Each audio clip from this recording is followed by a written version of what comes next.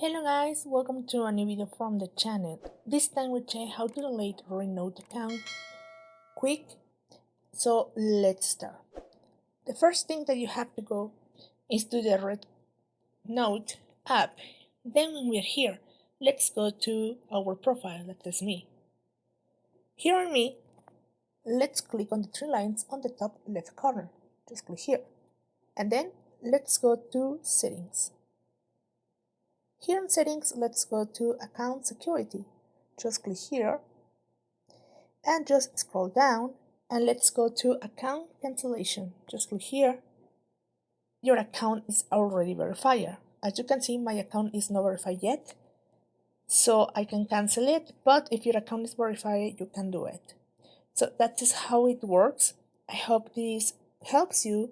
If you need more help, please write in the comments and give a thumbs up to this video.